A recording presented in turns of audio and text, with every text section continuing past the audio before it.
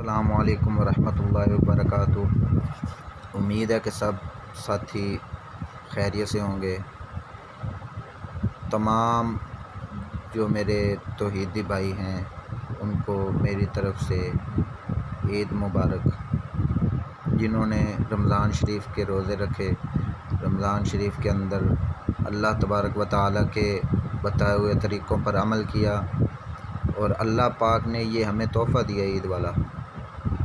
جو رمضان شریف کے ساتھ نبھاتا ہے اللہ تبارک و تعالیٰ اس کو یہ تحفہ دیتے ہیں۔